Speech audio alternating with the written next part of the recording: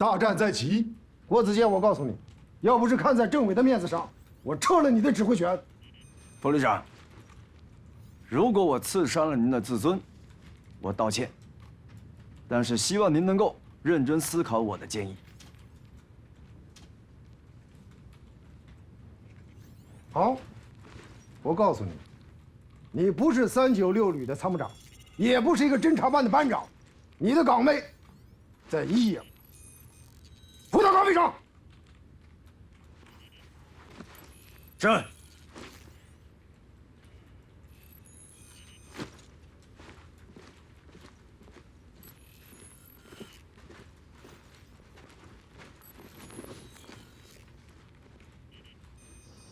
郭子健，你给我站住！站住！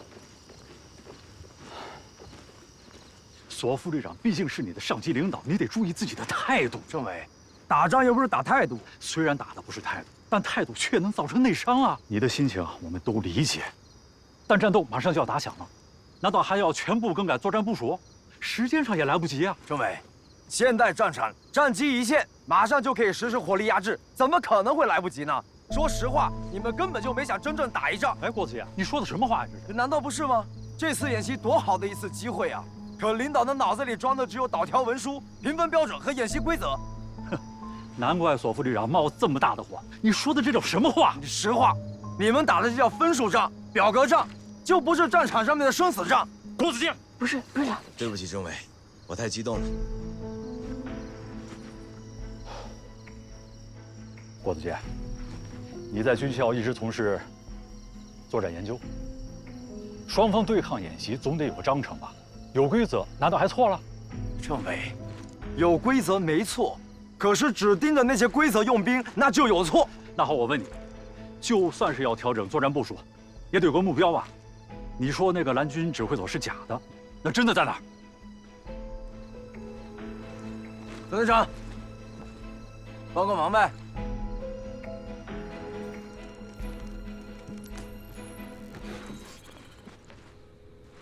什么意思？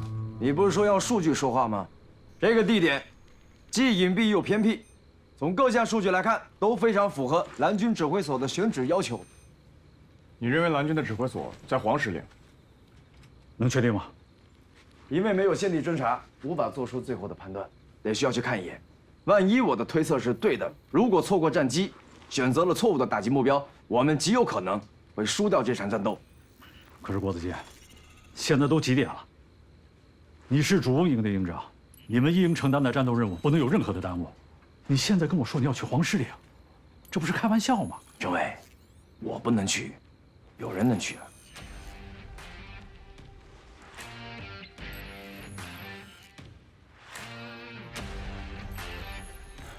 郭营长，我们侦察分队这次配属396旅，只服从旅首长的直接领导。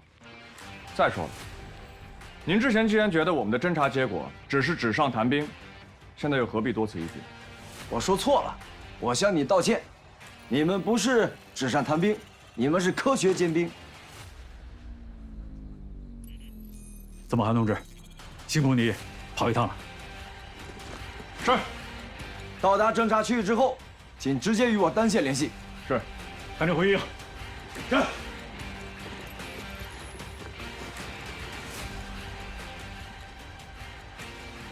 侦察分队全体都有，带好装备，立即出发。是。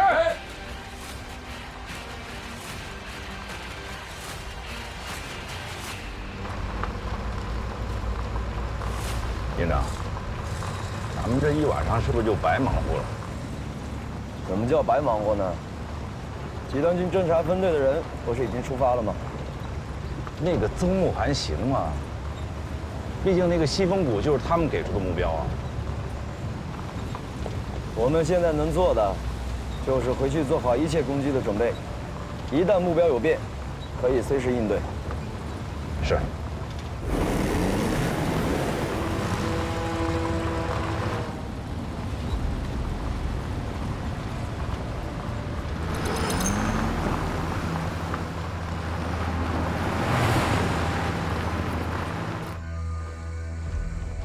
在这么个小地儿给指挥中心安营扎寨，真是委屈您这位蓝军旅长了。只要能打胜仗，哪怕是怪厕所大的地儿都行。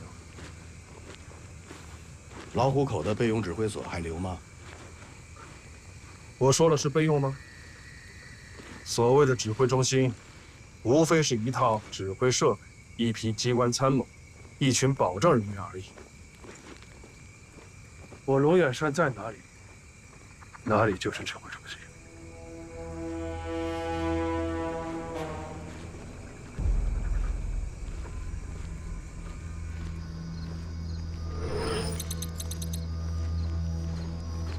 营长，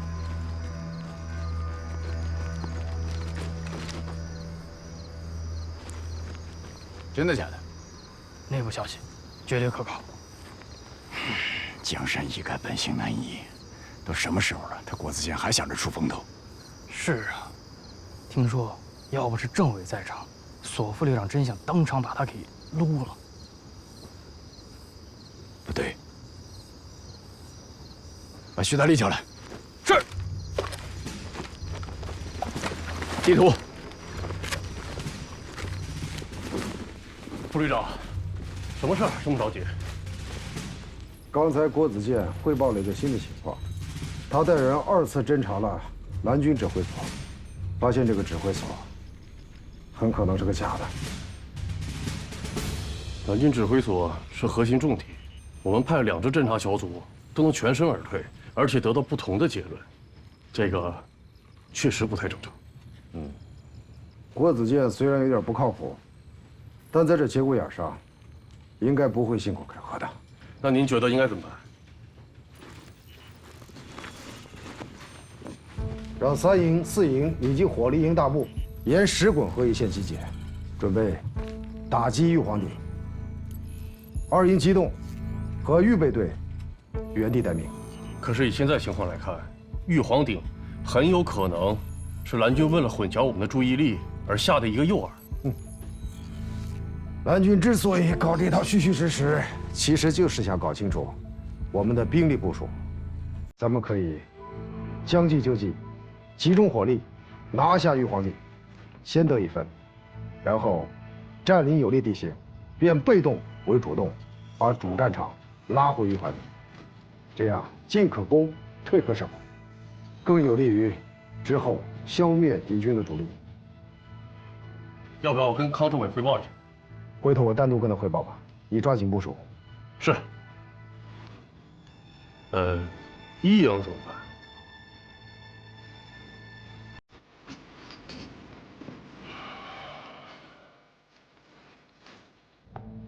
按原计划行动。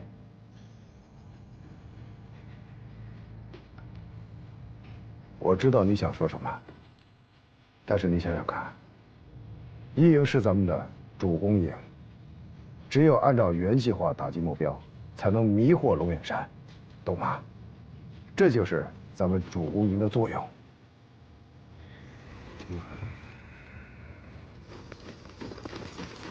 报告，许德利，过来。营长指示，战斗打响以后，离开你原有的待机地域，向旅指挥所靠拢。为什么？不要问为什么。带上你的配属火力，我会把旅里加强的远程火力也配给你。可他们有自己的防卫力量。许德利，保证旅指挥所的安全，本来就是我们营的任务，明白了吗？明白，我现在就去安排。这郭子健气儿太盛了，不就是个营长吗？芝麻大点的官，把咱侦察分队贬得一文不值，咱凭啥听他的？这次的任务是396旅的政委亲自下达的，还不都一样？行了，我们要做的就是服从命令，完成任务。是。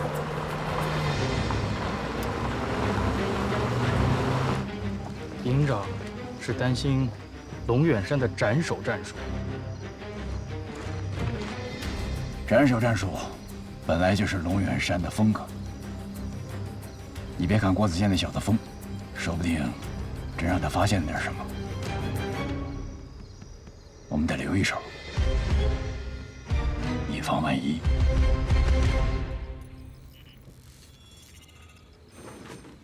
报告，营长，我方作战计划已调整。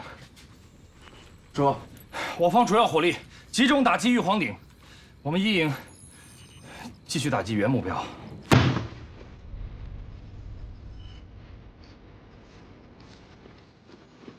那他们这到底是什么意思？这是对我的结论半信半疑，所以选了个自认为最保险的办法。屯木汗他们有消息了吗？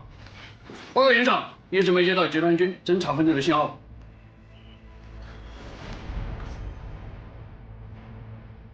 这个时候，急也解决不了问题，再耐心等待就好了。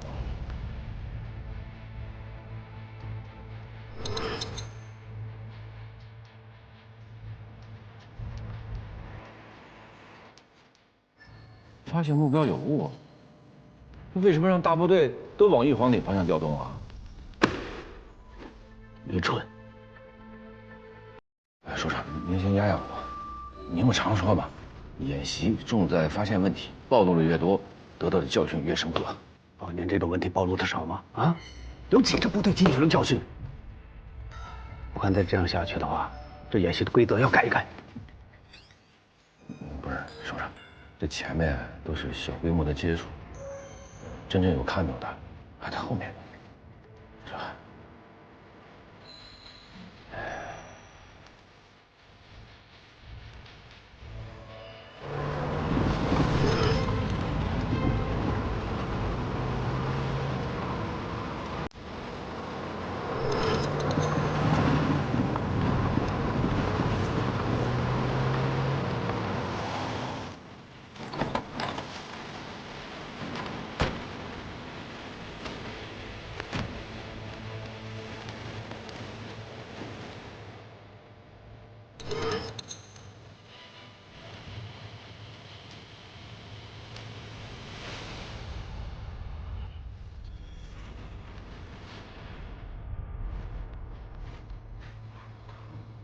子健，天马上就要亮了，我们营打的是全力进攻作战的头一炮。这个不用你提醒，我知道这一炮的分量。一直到现在为止，曾木汗没有任何消息。在这个时候，我们是绝对不可以私自改变行动计划的。刚才吕吉止又特意派人来了，一而再再而三的一定要遵守战场纪律。这个档口还在强调纪律，就是冲着我郭子健来的，我不明白吗？咱们作为军人，本来不就应该是服从命令吗？行，听你的。郭子健，你脑子里呢又在打什么算盘珠子呢？你不应该答应这么快啊！你越答应的快，我心里就越没底啊。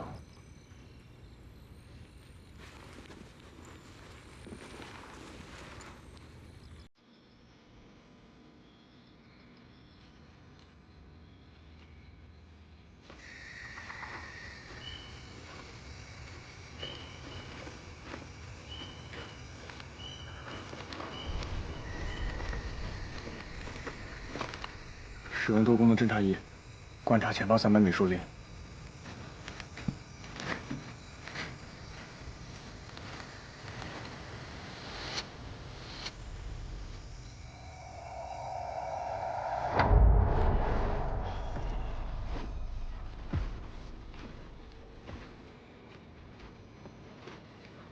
不等了，通知吴东升，马上来营指挥所。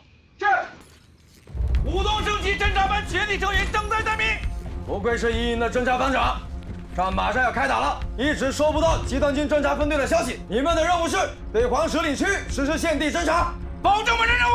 吴东升，您等一下，我有事情跟营长商量一下。战机稍纵即逝，哪还有时间商量？吴东升，走，出去。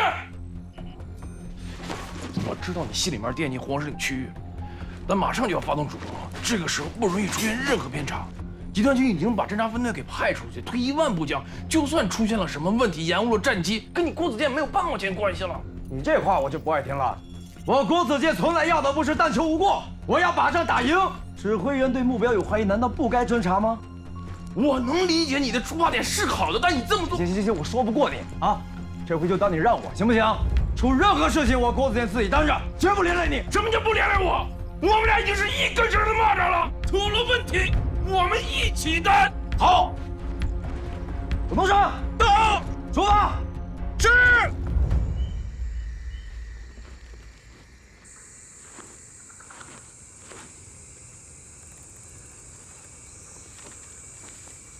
海哥，怎么了？我们中埋伏了。不许动！走。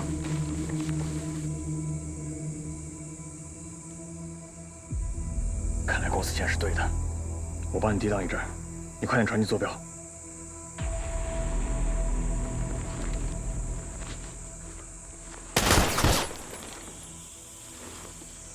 行了，不用嘀咕，一个都跑不了。说的好听，不打怎么知道？想跑的全部击毙，想打的奉陪到底。报仇！1、2、3、5、6、7、8、7，虎子到，上龙到，身子到，换猎豹车，伪装侦察。是。班长，手心手背都是肉，您不能偏心啊！班长，大家都去吧，一个好汉还3个帮呢。你们少得了便宜又卖乖，其余的赶紧回去睡觉。班长，带上我吧，怎么着也得要个拳脚硬的去吧。行了，没听班长刚说吗？侦察兵要学会动脑子，别动不动拳脚。不是，不是，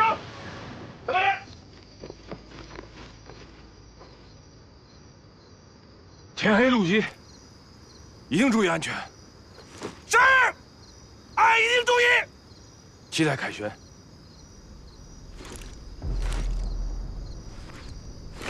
保证完成任务。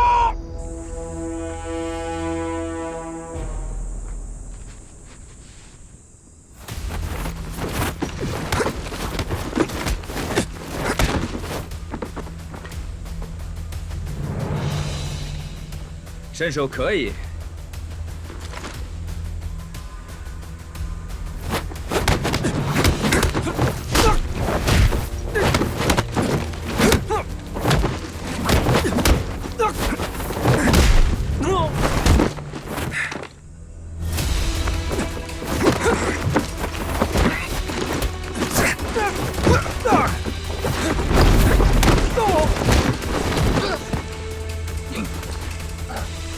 站走！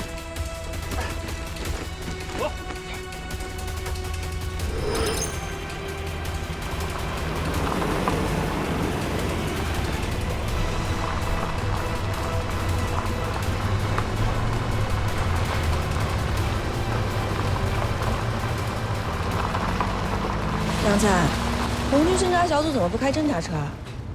在特殊情况下，可以使用合适的车辆及手段进行伪装侦察。你说咱们现在跟一个侦察小组，会不会捡了芝麻漏了西瓜？别担心，他们这里正常的进攻行动全部都是按部就班。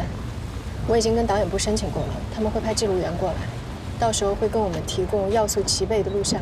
不是，你两个人演戏都快开始了，他们一个侦察小组还能泄什么风浪啊？这就是导演部要的变数，而这个变数，往往就是整个战局转换的关键点。不是，怎么一提到这个郭子健，不是变量就是变数啊？我也想看看，郭子健的判断是不是真的可以超过数据分析的结果。行，梁才，那你坐稳了啊！报告，说，捕猎小分的报告，擒获5只红嘴鸟。摸到这儿来了，没走漏风声吧？刚睁眼就实施抓捕，设备还没开机呢。不过红方侦察人员失联，不恰好证明这边有情况吗？这儿地盘大着呢，他们无法准确定位，更无法判断这里到底是一支什么样的队伍。确实，留给他们的时间不多了。不过红方能想到在西风谷跟黄石岭两处派出侦查人员，看来这个索建安有两把刷子。下棋遇高手，过瘾啊！如果索建安真的是一个臭棋篓子，那这仗打的就真没什么意思了。不过也许他还留有后手。政委啊，你怎么能听郭子健传的呢？打仗啊，不能意气用事。啊，反正曾某涵他们现在也没什么任务，让他们辛苦了一趟，至少也能还我们一个心安。我看您对郭子健太过爱护了。建安，你是代旅长，作为指挥员的压力我明白，但我认为啊，在一些关键性的问题上，你应该冷静处置。首先，我承认我对这小子是有点看不惯，但是你太在意郭子健的态度，而不是他的意见。政委，你是我的老领导，你的批评我接受。我知道从演习一开始，你就在帮我树立威信，但是你想想看，现在大战在即，我作为一名指挥员，我不能瞻前顾后啊。再说，我不是完全没有接受他的意见，要不我怎么能临时改变作战计划呢？刘科长，到。通知各进攻部队，人员装备全部进入站位。是。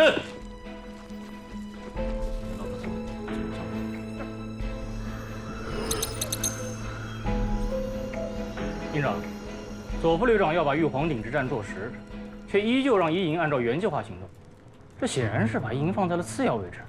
通知无人机搜索这片区域。郭子健什么德行，索副旅长能不知道吗？把他放在现在这个位置是最合适的。那么让咱们原地待命，又是基于什么考虑呢？7点，一营第一炮打响，马上就可以知道西风谷是真是假。如果真让郭子健那小子狗屎运的猜中了，那么蓝军主力的位置就是一个谜。索副旅长也是基于这一点，才把战场重新拉回到玉皇顶。可是，一旦在玉皇顶摆个架势，那么蓝军势必要增援。到了那个时候，就是我们这支王牌真正发挥作用的时候。所以你才说谁是主攻，谁是助攻还不一定呢。学着点吧。是。放心吧，班长，除了有几只野鸡飞过，咕咕地喊着难听的号子，其他呀一点声音都没有。少废话！再说了，我们刚才已经把他们的5只红嘴鸟全部收了，估计这会儿红军指挥所还在抱怨那帮兄弟们为啥会不回信呢？他们不回去，更有可能引出后续的小分队，都把眼珠子给我瞪大了。你说敌人怎么就这么确认，硬是直接往咱们这里猛扎呢？这个问题一句话跟你说不清楚。明白了。你明白什么了？明白，班长也不明白。是不是先收拾了啊？注意警戒。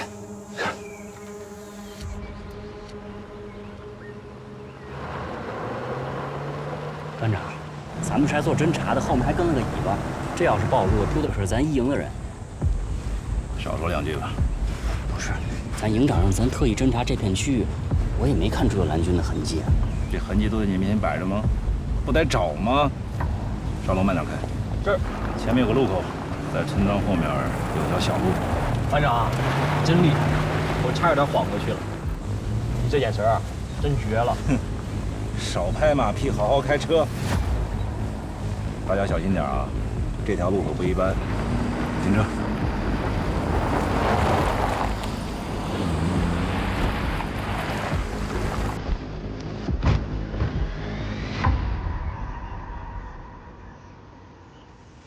虎子，看仔细点儿。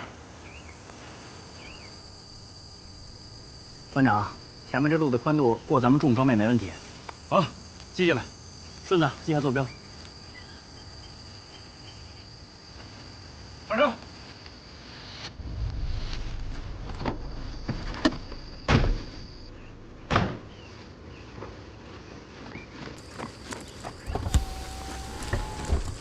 杨参谋，这前面的路呢不太好走，这一般的驾驶技术啊真应付不了，你们就别跟了。哎，你这是瞧不起谁呢？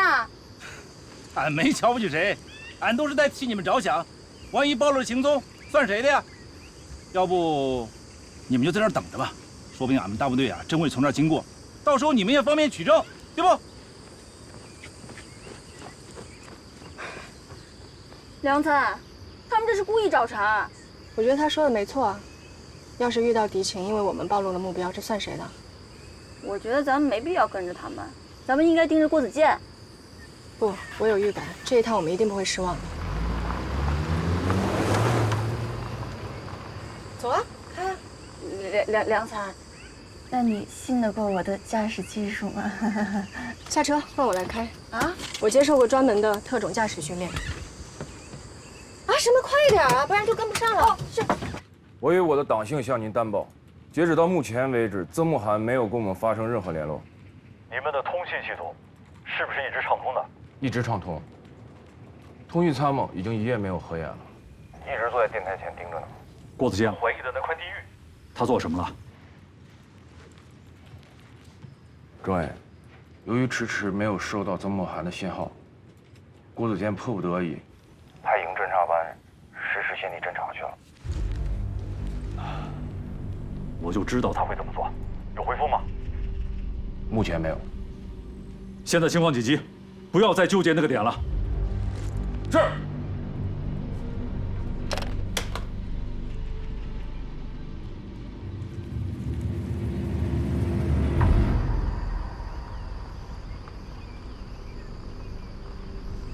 班长，还真让你猜准了，真有后续部队，可是他们速度太快了，怎么办？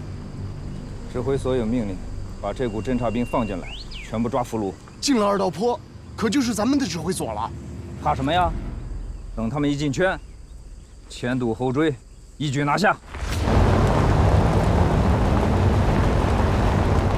大家注意了，做好战斗准备，情况有点不对头。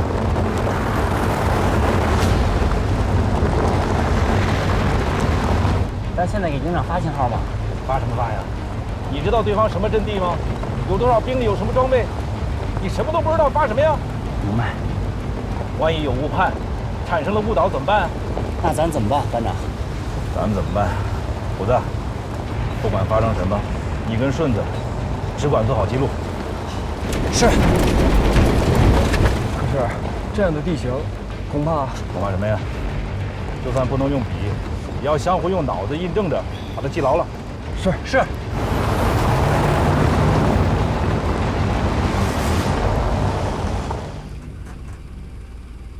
梁探，怎么停车了？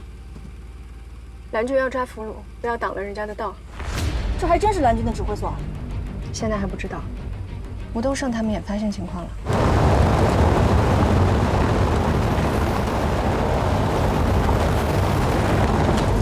坐稳了，把镜头调到广角，下面就是短兵相接，注意不要漏了要素。放心吧，梁探，我可是全基地演习信息采集冠军。对表。作战时间：2017年6月6日6点40分。点名。1营郭子健到。2营江胜强到。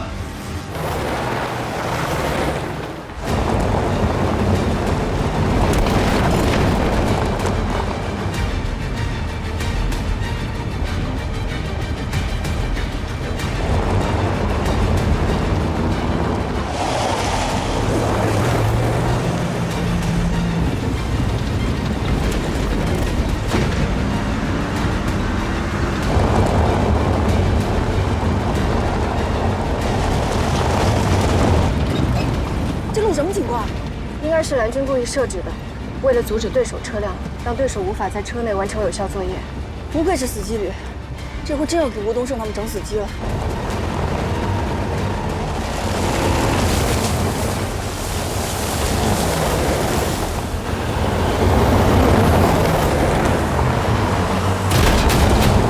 班长，咱们会摸进南方老窝了吧？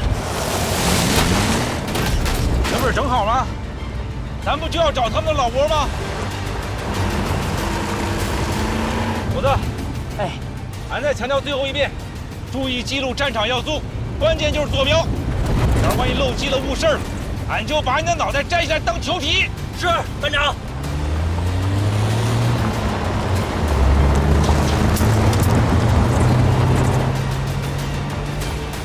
班长，前面有路上，左转，直接进二道坡。放我开！什么？放我开！你开不过他，快！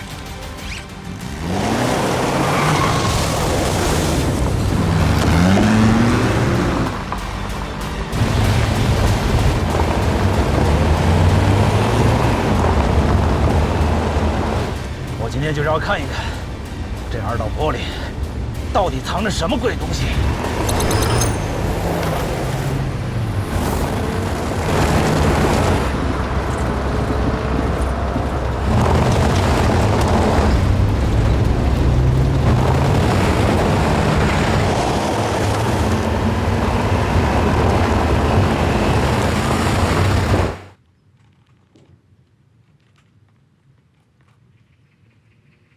吴东胜还没消息吗？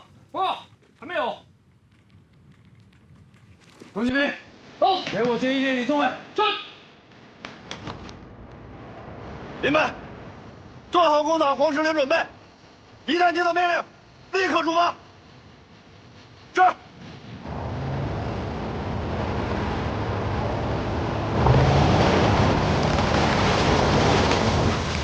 梁总，咱们是采集信息，不是跟踪追击。林子这么密，如果不跟紧一点的话，你拍到的就只能是树叶了。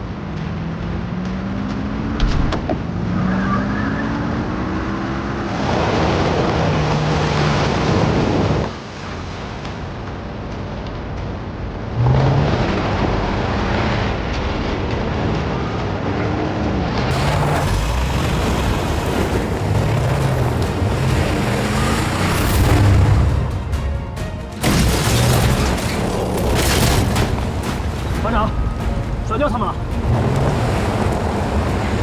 这车技牛啊！没想到红方还有这么厉害的高手。班长，你行不行啊？闭嘴！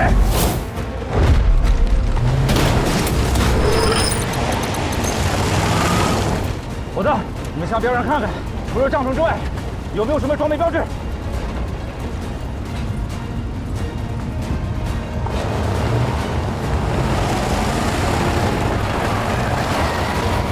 报告班长，前方发现坦克、通讯车、指挥车等装备，都是指挥所标配。班长，咱成功了！漂亮，任务完成了，马上发送坐标。班长，小心！不就是演习吗？至于这么心惊肉跳吗？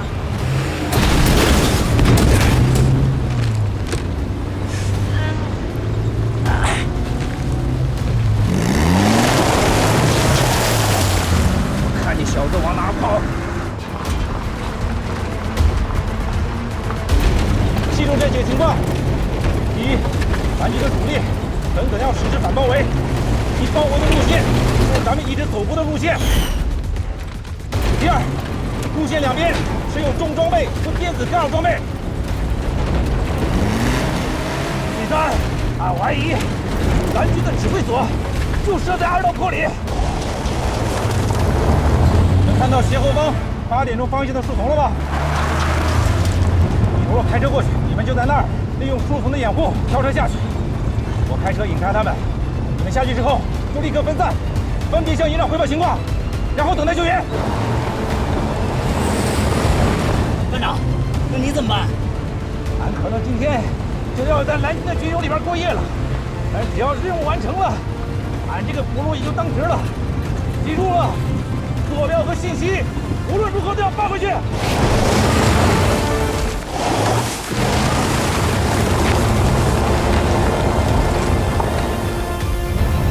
吴东胜他们怎么又都回去了？他应该是在寻找新的出路。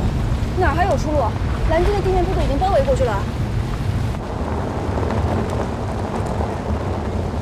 团长，是龙眼山。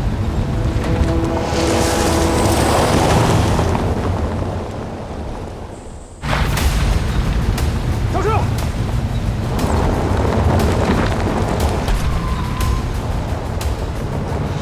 吴班长，你带着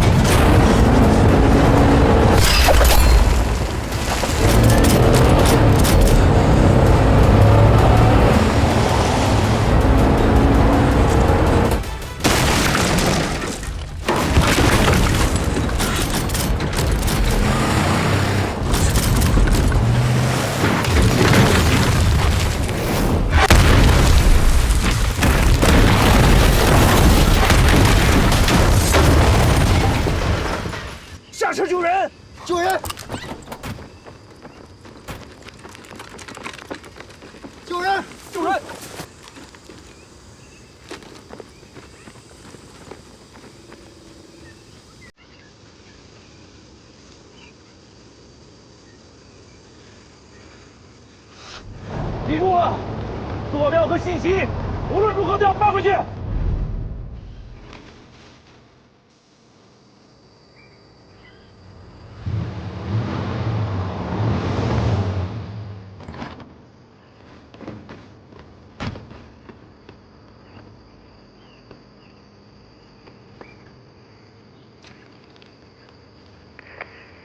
导演部，我是梁红，这里发生意外事故，有人员受伤，请快速派出救援车队，还有随行军医。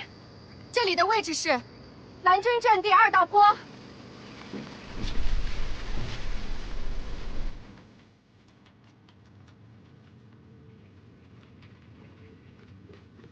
报营长，各作战单元应完全准备就绪，第一波火力压制是否按时展开？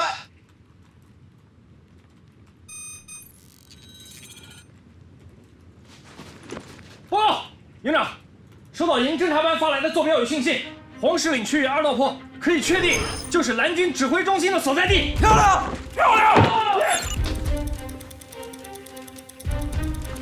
老郭，距离主攻发动时间还有不到1分钟，来不及调整，更来不及向上级汇报。你说，咱们该怎么办？那就按第2套方案办。班长，到！马上命令，我营所有远程重型火力，除2连协攻力量外，马上改变摄像与坐标，对黄石岭地域实施饱和打击。同时，装甲1连、步兵1、3连、工兵爆破，连同战区陆军配属的所有火力援助，全部展开，对黄石岭地域实施强攻。是。还有，让1连迂回黄石岭，对其参与部队进行清扫。是。副总到，马上起草作战调整指示。是。内容如下：我营已于清晨6时59分获取准确信息，发现蓝军指挥所及主力部队集结之地，并附其坐标及基本力量配置。为求最大之作战效果，我营已调整主力部队对黄石岭之敌实施打击，请指挥所视情处置，并调整作战计划。396旅一营营长郭子健。目空一切，简直是目空一切。如果都这么干，那还有指挥员干什么？是，他这么做是有一些不妥。不过老左，作为总指挥，你千万不能乱了方寸。我哪还有什么方寸啊，政委？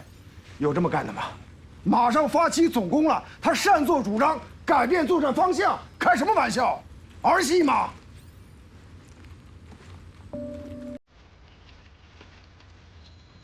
老左，我核实过了，一营是在主攻任务发起前1分钟才收到信息，之后他们立即提交了请示。请示？哼，时间紧迫，情有可原。什么是请示？请示就是请求上级批示。你批示了吗？我批示了吗？好嘛，我行我素，毫无组织性、纪律性。是，你说的对，出现这样的情况，作为党委书记，我负有直接的责任。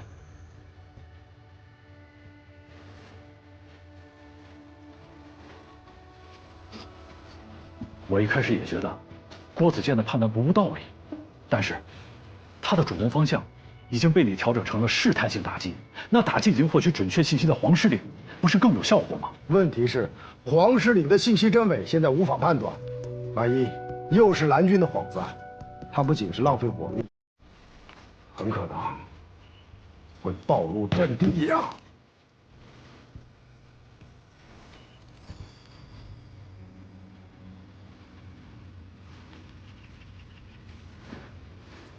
行了，咱们不争了，打击效果很快就会出来，等等看。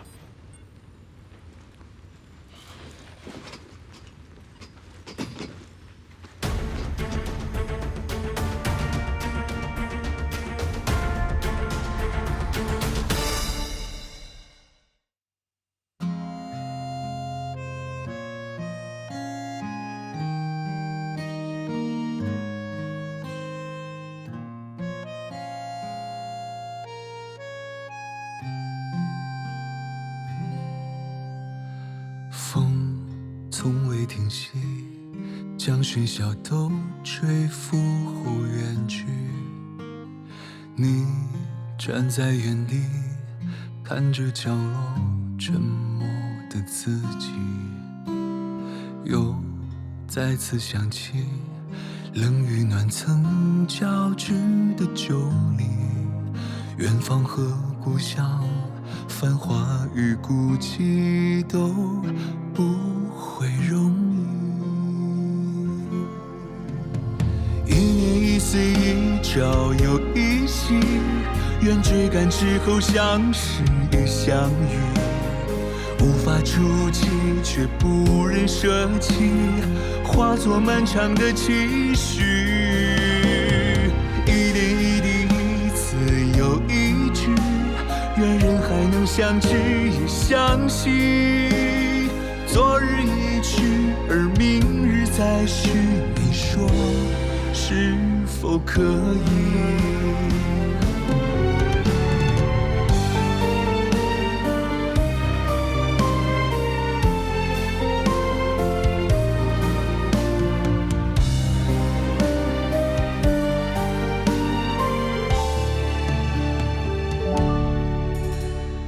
一山一水，一城又一里，愿风雨之后相伴亦相聚，无需刻意，却不能忘记，化作漫长的寻觅。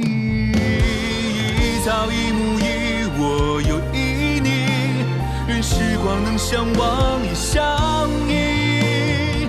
多少陌生与多少熟悉，你说都会铭记。